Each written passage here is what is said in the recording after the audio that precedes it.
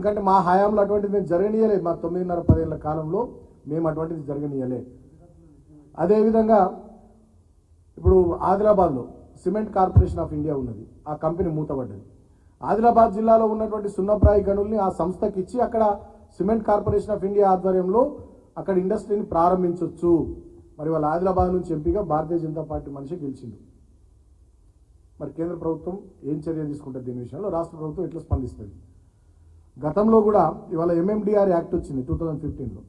ఆ ఎంఎండిఆర్ యాక్ట్లో 3 క్లాజుల్లో ఒక దాంట్లోనేమో యాక్షన్ పెట్టుకోవచ్చు, ఇంకొక దాంట్లో నామినేషన్ మీద కూడా ఇచ్చుకోవచ్చు అనేది ఉంది, అలకేషన్ కూడా చేసుకోవచ్చు అనేది ఉంది, కేటాయింపు చేసుకోవచ్చు. దాన్ని అనుసరించే ప్రధానమంత్రి గారి సొంత రాష్ట్రం గుజరాత్లో లిగ్నైట్ మైన్స్ని గుజరాత్ మినరల్ డెవలప్మెంట్ కార్పొరేషన్ వాళ్ళు అడిగితే ఆ అలకేషన్ పద్ధతిలో ఎంఎండిఆర్ యాక్ట్లో ఉన్నటువంటి దాని ప్రకారం అలకేషన్ పద్ధతిలో వాళ్ళకి ఇచ్చిర్రు. సో ఇప్పుడు మేము కూడా అదే కోరుతున్నాం. రాష్ట్ర ప్రభుత్వం కూడా కేంద్ర ప్రభుత్వానికి లేఖ రాయాలి. తెలంగాణ రాష్ట్రానికి సంబంధించినటువంటి అన్ని ఇనుము ఖనిజపు గనులను కానీ, సున్నప్రాయి ఖనిజపు గనులను కానీ, మ్యాంగనీస్ ఖనిజపు గనులను కానీ, బొగ్గు బావులను కానీ సింగరేణి సంస్థకి ఇచ్చేటట్టుగా రాష్ట్ర ప్రభుత్వం కూడా కేంద్ర ప్రభుత్వం మీద ఒత్తిడి తీసుకురావాల్సినటువంటి బాధ్యత ఉంది. లేకపోయినట్టయితే ఇవి కనుక ప్రైవేట్ ప్లేయర్ల చేతుల్లోకి పోయినట్టయితే డెఫినెట్గా ఇది కాంగ్రెస్ బీజేపీ 2 పార్టీలు కలిసి కూడబలుకొని చేసినటువంటి తెలంగాణ సహజ సంపదను దోచుకునేటటువంటి ఒక కుట్రగా భారత రాష్ట్ర సమితి పార్టీగా మేము భావిస్తాం. ఎందుకంటే విభజన చట్టం ప్రకారం బయ్యారంలో ఉక్కు కర్మాగారం పెట్టాలి.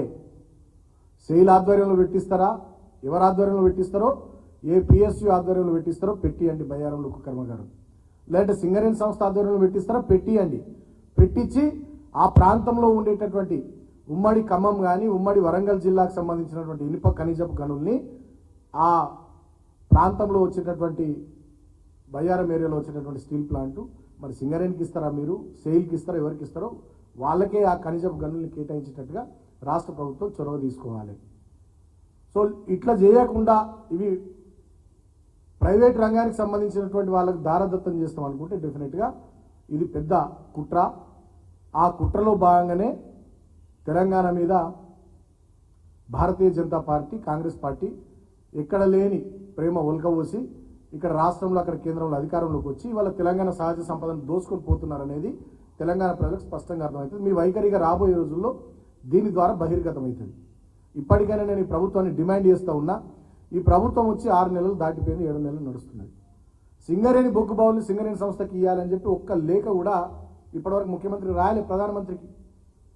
ఇప్పుడు మొన్న కిషన్ రెడ్డి గారు లేఖ రాసి ఈ మైన్స్ అన్నిటికి సంబంధించి వేలం పాట మీరు పెట్టాలి ఇమీడియట్గా అని చెప్పి కిషన్ రెడ్డి గారు కేంద్ర మంత్రిగా లేఖ రాసిందంటే ఇప్పటి నుంచి రాష్ట్ర ప్రభుత్వం మేము పెట్టాము, సింగరేణి సంస్థకే ఇవ్వాలి, లేకపోతే రాష్ట్ర ప్రభుత్వ పరిధిలోని టీఎస్ఎండీస్కి ఇవ్వాలి అనేటటువంటి ఒక లేఖ కూడా రాయాలి.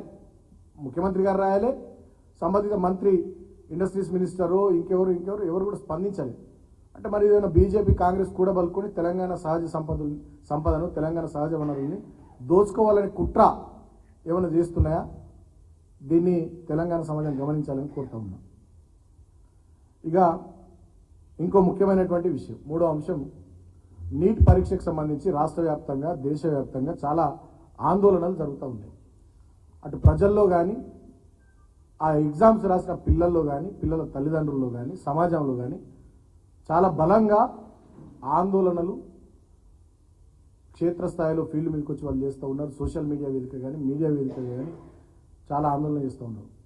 నిన్న కూడా మా బీఆర్ఎస్ పార్టీ విద్యార్థి విభాగం ఆధ్వర్యంలో రాజ్భవన్ ముట్టడించారు, చాలా పెద్ద ఎత్తున ఆందోళన చేస్తున్నారు.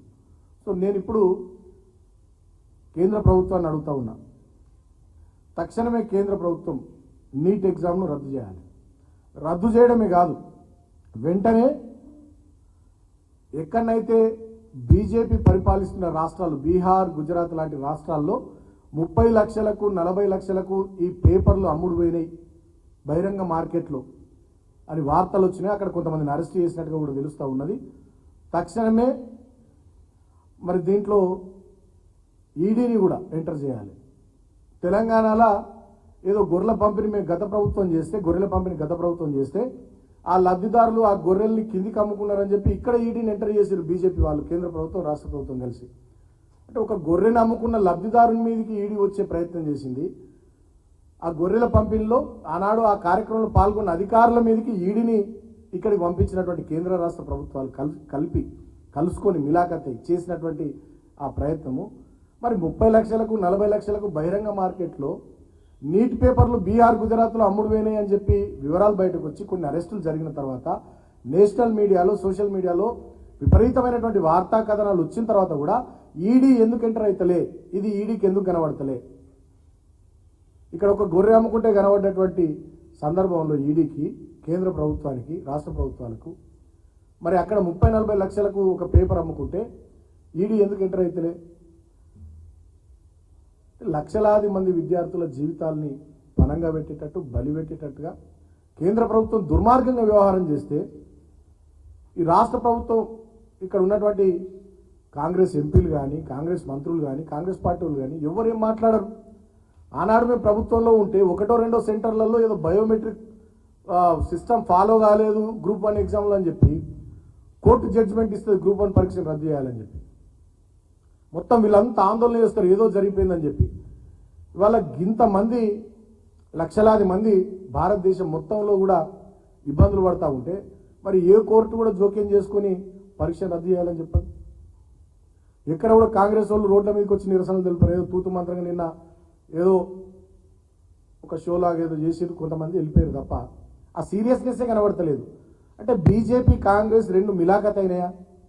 ఇవాళ నేను ఈ ముఖ్యమంత్రిని కూడా కోరుతా ఉన్నా, ఇవాళ నీట్లో రాష్ట్రం మనం ఎంబీబీఎస్ సీట్లలో 15% ఓపెన్ కోటా అని చెప్పి దేశమంతా మన సీట్లు పోతుంది. తర్వాత పీజీ సీట్లలో 50% ఓపెన్ కోటా అని చెప్పి దేశమంతా మన పీజీ సీట్లు పోతున్నాయి. ప్రభుత్వ మెడికల్ కాలేజీలలోనే ఈ సిస్టమ్ ఉండడం వల్ల, తెలంగాణ రాష్ట్రంలోనే ఎక్కువ ప్రభుత్వ మెడికల్ కాలేజీలు ఉండడం వల్ల మన వైద్య విద్యార్థులకు నష్టం జరుగుతుంది. కాబట్టి దీన్ని కూడా సరిదిద్దే విధంగా మన రాష్ట్ర ప్రభుత్వం కూడా ఒక ఆలోచన చేయాల్సినటువంటి అవసరం ఉంది. మరి దాని గురించి ఏమైనా ఆలోచన చేస్తుర్రా? ముఖ్యమంత్రి ఏమో ఎంసీహెచ్ఆర్డీలా కోట్ల రూపాయలు ఖర్చు పెట్టి కొత్త బిల్డింగ్లు కట్టించుకుంటున్నట. తర్వాత అక్కడ హెచ్జిసిఎల్ అని ఉంటుంది ఉప్పాలో కూడా, హైదరాబాద్ గ్రోత్ కారిడార్ లిమిటెడ్ అని, అక్కడ కూడా కోట్ల రూపాయలు పెట్టి మొత్తం బిల్డింగ్లన్నీ ఆధునీకరిస్తున్నారట ముఖ్యమంత్రి గారు. ఇక్కడ వైద్య విద్యార్థులకు నష్టం జరుగుతూ ఉంది. తర్వాత మన బొగ్గు బావులు కానీ, మన ఇనుప ఖనిజపు గనులు కానీ, మన సున్నప్రాయ గనులు కానీ ప్రైవేట్ ప్లేయర్లకు దారదత్తం చేసి కుట్రలు జరుగుతూ ఉన్నాయి. నీట్ ఎగ్జామ్కి సంబంధించి లక్షలాది మంది విద్యార్థులు వాళ్ళ తల్లిదండ్రులు ఆందోళన పడుతూ ఉన్నారు. వీటి మీద ముఖ్యమంత్రికి శ్రద్ధ లేదు, ఈ రాష్ట్ర ప్రభుత్వ పెద్దలకు శ్రద్ధ లేదు, మంత్రులకు. ఏది చూసినా ఎండ్ల పైసలు వస్తాయి, ఎండ్ల డబ్బులు వస్తాయి, దేంట్లో కమిషన్లు వస్తాయి. ఏది ఎంత దొరుకుతే అంత 10 ఏళ్ళు అధికారానికి దూరం ఉన్నారు కాబట్టి ఇక మొత్తం ఆవురమని ఉన్నారు. దేన్ని వదులుతలేరు. బీరు నుంచి మొదలుకొని బారు దాకా పబ్బు దాకా ఇక్కడ వదులుతలేరు. ఇక టీఎస్ నుంచి టీజీకి తీసుకొచ్చి ఆ నెంబర్ ప్లేట్ల భాగవతం నుంచి మొదలుకొని ఆర్టీసీ బస్సులో టికెట్ల దాకా దాంట్లో వదులుతలేరు. ఇక ఇసుక నుంచి మట్టి, ఫ్లై యాష్, మన్ను, దుబ్బ దాంట్లో వదులుతలేరు. ఇక హైదరాబాద్, రంగారెడ్డి చుట్టుపక్కల భూములు వీటిని వదులుతలేరు. ఇక ఇంకా కొన్ని రోజులైతే పంచభూతాలను వీళ్ళు వదిలేటట్లేరు. భయమవుతుంది అసలు రాష్ట్ర ప్రజానీకానికి. 6 నెలలు కాలే వీళ్ళ ప్రభుత్వం వచ్చి అన్నిట్లలో ఏలు పెట్టి ఇంత ఘోరంగా అవినీతికి తెగబడ్డరు, దారుణంగా దుర్మార్గంగా ప్రవర్తిస్తూ ఉన్నారు. ఇప్పుడు రైతులకు విత్తనాలు లేవు, ఎరువులు లేవు, రైతు భరోసా లేదు, రుణమాఫీ లేదు. మా మహిళా తల్లులకు కళ్యాణ లక్ష్మి చెక్కులు ఇస్తున్నారు కాంగ్రెస్ వాళ్ళు. సిగ్గు అనిపిస్తలేదా ఎమ్మెల్యేలను? నేను అడుగుతా ఉన్నా, ₹1,00,000 చెక్ ఏ ముఖం పెట్టుకుని ఇస్తున్నారు? తులం బంగారం ఎటువైంది? 4,000 పెన్షన్ ఇస్తలేరు మా ముసలోళ్లకు. 6 నెలల్లో ఒక్కటంటే ఒక అభివృద్ధి కార్యక్రమం లేదు. దయచేసి నేను మీడియా మిత్రుల్ని కూడా కోరుతా ఉన్నా, ఎంక్వైరీ చేయండి నియోజకవర్గాల వారిగా. గతంలో ఇచ్చిన ఎస్డిఎఫ్ నిధులు, డిఎంఎఫ్టి నిధులు, సిఎస్ఆర్ నిధులు, టీఎఫ్ఐడిసి నిధులు, అన్ని నిధుల్ని రద్దు చేసి పారేసారు. ₹1 గ్రామంలో కానీ పట్టణంలో కానీ తట్టెడు మట్టి తీయలే. ఒక బ్రిడ్జ్ లేదు, కొత్త రోడ్డు లేదు, సిమెంట్ రోడ్ లేదు, డ్రైనేజ్ లేదు. మంచినీళ్ళకి ఇబ్బంది పడుతున్నారు జనము. వైద్య సౌకర్యాలు చక్కగా లేదు. విద్యా సంవత్సరం ప్రారంభమైంది, స్కూళ్ళల్లో, కాలేజీలలో అరకొర వసతులు, పుస్తకాలు చక్కగా లేవు, వసతులు లేవు. దయనీయమైనటువంటి పరిస్థితుల్లో ఇవాళ తెలంగాణలో ప్రజానికం ఇబ్బందులు పడుతూ ఉన్నారు. కాబట్టి నేను ఇప్పటికైనా ముఖ్యమంత్రిని ఈ ప్రభుత్వాన్ని కోరుతా ఉన్నా, అవినీతి మీద శ్రద్ధ తగ్గించి పరిపాలన మీద దృష్టి పెట్టాలని చెప్పి నేను కోరుతా ఉన్నా. ఖచ్చితంగా నేను 2 విషయాలు మాత్రం ప్రధానంగా డిమాండ్ చేస్తూ ఉన్నా. మేడిగడ్డ బ్యారేజ్ లోపల ఏదైతే